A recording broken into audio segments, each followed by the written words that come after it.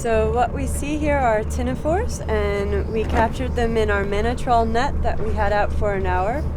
I saw that we had a lot of them in our net, so we went ahead and put them into salt water immediately to keep them alive for now.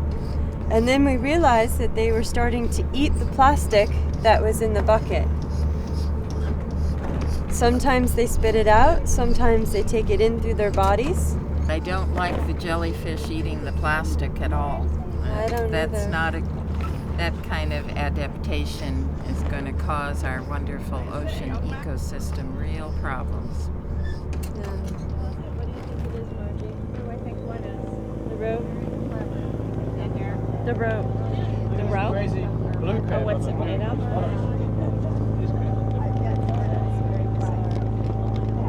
Is that something we can Trying to get me. Polymer mix? 4 liters, and we haven't gotten a T1.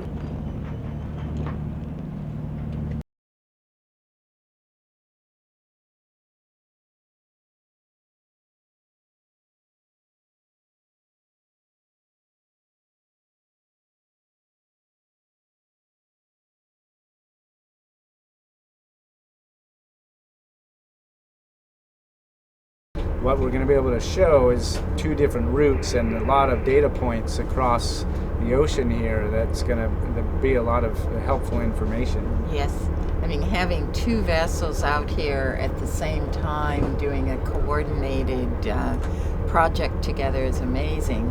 And I think we on board Kaisei, and it seems from talking to you the same thing has been happening on New Horizon. We have found plastic in every single trawl we've done. Right. And so, you know, even back where we were fairly close to the coast and we felt the waters should be somewhat pristine, we were picking up plastic. And then when we got right to the beginning of the gyre, the amount of plastic we picked up in our toes was very disturbing. I mean, there was a feeling of excitement that we were here because we've been working so hard putting this expedition together, but also a profound feeling of concern for the ocean and how important it is that we're doing Project Kaisei right now, and we're going to come back out next year with some solutions and try to really work on helping our oceans. There's not as many big pieces out here yet as I sort of expected, but there's a lot more small pieces. And when you pick up the big ones, you can feel how brittle it is and how easily it breaks apart. So it's very easy to understand why there's so many small pieces, because after some time the big ones will get degraded, and that obviously brings up a lot of questions and what's potentially eating that plastic, thinking it's food, and these are some of the things that we're going to be studying. Both of our boats are looking at. That's one of our trawls today. We picked up a lot of very live, active jellyfish, and they were eating the plastic, and it was quite amazing to watch in the screen how they were just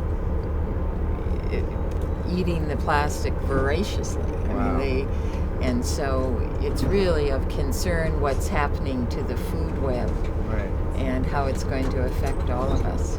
Yeah, it's been pretty amazing. The last 2 days there have been no wind, completely flat seas. They call it the doldrums, and that's why it is the gyre, because stuff gets stuck here. But when you're up on the bridge looking out over the ocean and just spotting pieces everywhere you can look, there's things. It's sad. We're 1,000 miles from shore, and this stuff is out here. Yes, we have to actively clean this up and stop the dumping. How would you describe what's going on? So what we see here are ctenophores, and we captured them in our manatrawl net that we had out for an hour. I saw that we had a lot of them in our net, so we went ahead and put them into salt water immediately to keep them alive for now. And then we realized that they were starting to eat the plastic that was in the bucket. Sometimes they spit it out, sometimes they take it in through their bodies. I don't like the jellyfish eating the plastic at all. I don't That's either. not that kind of adaptation is going to cause our wonderful ocean ecosystem real problems. Yeah.